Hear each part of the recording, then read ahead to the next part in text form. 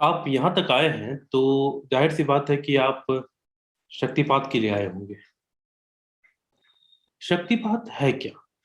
शक्तिपात में जो मानव की सुषुप्त कुंडली नहीं होती उसे जगाते हैं। लेकिन यह भी नहीं मान लेना है कि एक बार कुंडली जग गई ना तो हमेशा जगी रहेगी। इसके लिए आपको फिर से आपको ध्यान साधना वो करनी होगी, निरंतर करना होगा। तो हम क्या करते हैं कि हम उसे किक स्टार्ट दे देते हैं, तार झंझना देते हैं। जो मानव के शरीर में इरा, पिंगला और सुषुम्ना नाड़ी होती है ना, इसे हम झंझना देते हैं, जिससे कि आपको आसान होता है कुंडली जागने की तरफ बढ़ना। तो शक्तिपात यही है। अब बात है कौन कर सकते हैं। देखिए, आमतौर पर यह साधना कोई भी कर सकता है। लेकिन यदि आप किसी ऐसी साधना में हैं जहां आप दूसरी साधना नहीं कर सकते हैं तो इसे परहेज करें। यह आपके लिए हानिकारक हो सकता है और मेरे लिए भी। कई बार ऐसी साधनाएं होती हैं जिसमें आप किसी देवी देवता से जुड़ जाते हैं। उस समय कोई और आपके आभा मंडल में, आपके ब्रह्मांड में नहीं आना चाहिए, तो वे लोग ना आए। ठीक है। अब ऐसा तरीका क्या होगा? अब मैं आपको शक्तिपात का तरीका बताने जा रहा हूँ। जरूरी है कि आप वीडियो शुरू से लेकर अंत तक देखें। बाद में आप चूके तो फिर मुझे मत कहिएगा, गुरुजी आपने कहा था, हमने किया और गलत हो गया। हमारे पास हर रोज ऐसे लोग आते हैं जो कि नहीं करते और बाद में कहते हैं कि हमने किया था। ये गलती ना करें। पूरी तरह से वीडियो देखें और फिर आप शक्तिपात के लिए आगे आए। सबसे पहली बात, ब्रह्मांड का नियम है, यह सृष्टि का नियम है, प्रकृति का नियम है कि आपको कुछ भी पाने के लिए कुछ ना कुछ देना पड़ता है। एक्सचेंज ये हमेशा होता है। तो जिस समय मैं आपको शक्तिपात की दीक्षा दे रहा हूँ, उस समय मैं आपका गुरु हूँ। गुरु दक्षिणा तो लेगा, तो इसमें दक्षिणा आपको देनी होगी। कितनी दक्षिणा देनी होगी यह आपको, आप जहां जब भी जिस ग्रुप से आए हैं ना वहां पता चल जाएगा। और कैसे देनी है ये भी वहां पता चल जाएगा। तो आप दक्षिणा इस पे जरूर दें, क्योंकि अगर आप दक्षिणा नहीं देते हैं तो ब्रह्मांड का जो नियम है वो टूटता है और इससे गड़बड़ियां उत्पन्न होती हैं। गड़बड़ियों का खामियाजा कौन भुगतेगा? आप और मैं, क्योंकि हमने नियम तोड़ा। तो दक्षिणा पहले दें। अब बात आती है कि शक्तिपात में अगला काम क्या है। शक्तिपात में अगला काम है कि आप अपनी फोटो और अपना नाम, ये चीजें मुझे उसी ग्रुप में भेजेंगे जिस ग्रुप से आप यहाँ तक आए हैं। आपकी फोटो को देखूंगा तो मैं आपसे जुड़ सकूंगा। आपका नाम पता रहेगा जिससे मैं आपसे बाद में बात कर सकूं किससे बात की जा रही है। दक्षिणा, आपकी फोटो और आपका नाम। अब आप जिस समय यह साधना करते हैं, जिस समय शक्तिपात के लिए आपस में जुड़ते हैं, वो समय नियत किया जाएगा। ग्रुप में आपको जानकारी मिल जाएगी कि किस समय होगा। उस समय आपको क्या करना है। उस समय ध्यान देने वाली बात है। 30 मिनट तक आप ध्यान में बैठेंगे। नहीं, आपको ध्यान लगाना नहीं है। आप ये मत सोचिए कि अगर हमें ध्यान करना आता तो हम यहाँ क्यों आते। सही बात है, मैं आपको ध्यान लगाने नहीं कर रहा हूँ। यहाँ पर क्या है, स्थिर होकर बैठना है। कैसे बैठना है? पद्मासन या सुखासन में बैठिए। सिद्धासन में बैठ सकते हैं यदि आप, या जो भी आपको आसन सहूलियत हो आप कर सकते हैं, उसमें आप बैठ सकते हैं। यदि आपको ये सब आसन नहीं कर हो रहे हो तो आप कुर्सी पर भी बैठ सकते हैं और सोफे पर भी बैठ सकते हैं। लेकिन यह ध्यान रखना कि आप जहां भी बैठे आपकी कमर सीधी रहे और आपका जो पैर है ना, पैर आपके नितंब के बराबर रहे या नीचे रहे। जैसे आप कुर्सी पे बैठेंगे तो आपका पैर नीचे चला जाएगा। आसन में बैठेंगे आप पद्मासन या सिद्धासन में तो आपका पैर बराबर में आ जाएगा। तो ये ध्यान रखना है। ये नहीं करना है कि मोटा सा गद्दा लिया उस पर बैठ गए, पैर उठ गया और तसरीफ धस गई। ये काम नहीं करना है। तो ये दो चीजें हो गई। कैसे बैठना है आपने समझ लिया, अपनी फोटो भेजनी आपने वो समझ ली। बैठने से पहले साथ में आप पानी ले लें। कितना पानी? 1 गिलास। उस 1 गिलास पानी में से आपको एक घूंट पानी, मात्र एक घूंट शुरुआत में पी लेना है। एक घूंट पानी पीने के बाद आप जिस आसन में आपको सहजता हो उसमें बैठ जाएंगे। और अब आपकी तरफ से कुछ भी नहीं करना है। Absolutely nothing. आपको कुछ भी नहीं करना है। क्या करना है? सांसों पर ध्यान देना है।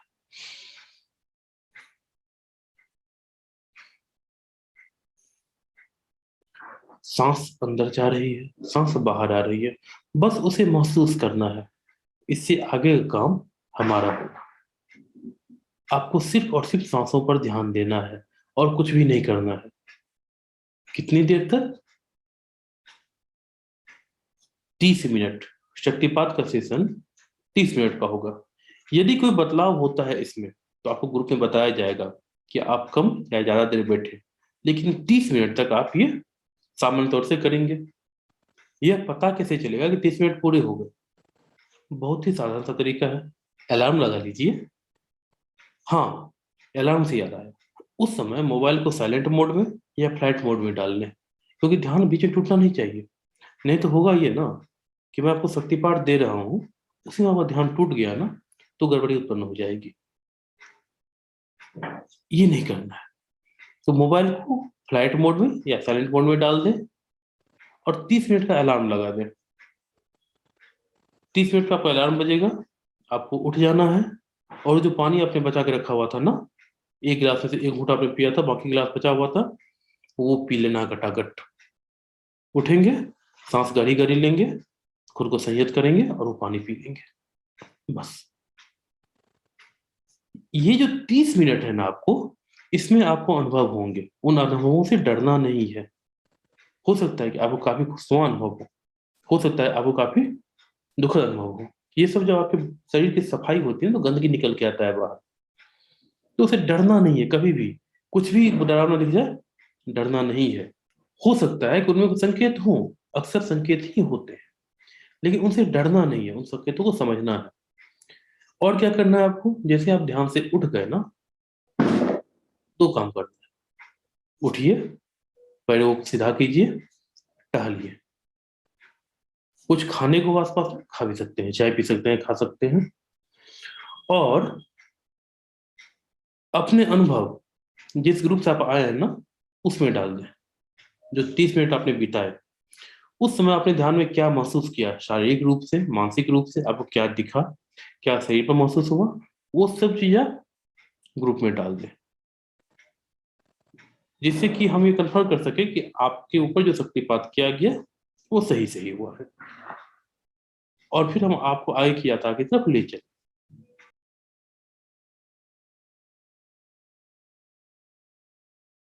अब बात आती है कि क्या हर किसी को शक्तिपात मिल जाएगा? नहीं। जो शक्तिपात के योग्य होंगे उन्हें ही शक्तिपात मिलेगा। योग्यता कैसे होगी? जिनका सूक्ष्म शरीर ठीक होगा, टूटा फूटा नहीं होगा, चक्र सही होंगे, सुसुप्त होंगे, उनको जगाया जाएगा। जिनके चक्र सोए हुए हैं उनको जगाया जा सकता है, लेकिन जिनके चक्र टूटे हुए हैं, खंडित है, क्षतिग्रस्त है, उनको पहले हीलिंग की जरूरत है।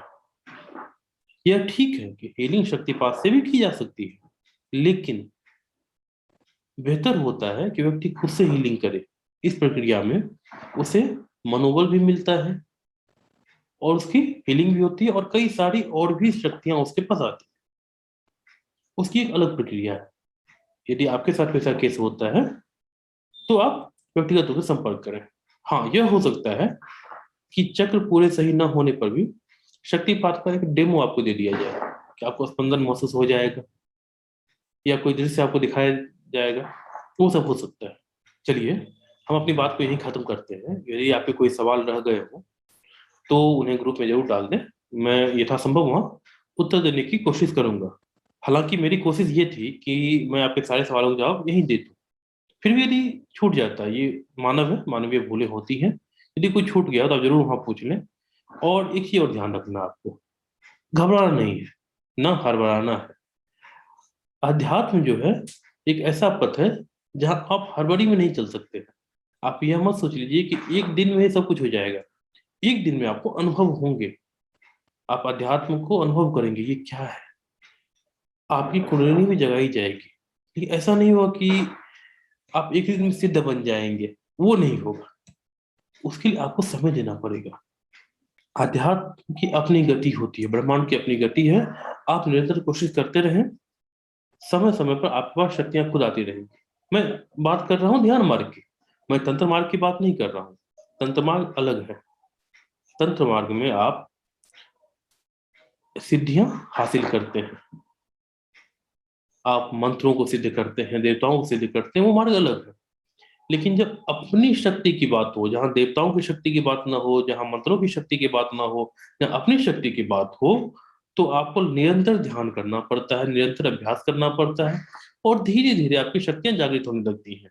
और यह यकीन मानिए, हर व्यक्ति के अंदर शक्तियां हैं, लेकिन हम सब अंडे में बंद हैं, उस अंडे से निकलना है। यत पिंडे तत ब्रह्मांडे, जो इस पिंड में है वही ब्रह्मांड में है। तो घबराना नहीं कभी भी। यदि आप अध्यात्म के पथ पर चलें और आपको लगता है कुछ ना हो रहा, तो भी धैर्य रखें और करते रहें, करते रहें। किसी दिन आप ध्यान में बैठेंगे ना, तो जैसे ध्यान लगेगा ही नहीं। सब ध्यान में बैठेंगे तो आप किसी और जगह पहुंच जाएंगे, और किसी दिन आप ध्यान में बैठे तो लगेगा जैसे कि समय चुटकी में बीत गया, आप बैठे उठ गए, समय बीत गया। तो इसमें ना हड़बड़ाना है ना घबराना है, चलते जाना है। चलिए, पहले आप शक्तिपात की दीक्षा लीजिए। यदि आपको आगे बढ़ने का आदेश मिला, तो फिर कोई समर्थ गुरु खोज कर आप उनके निर्देशन में आप आगे बढ़ सकते हैं। और यह बात मन से निकाल दीजिए कि गुरु एक ही हो सकते हैं, गुरु अनेक हो सकते हैं।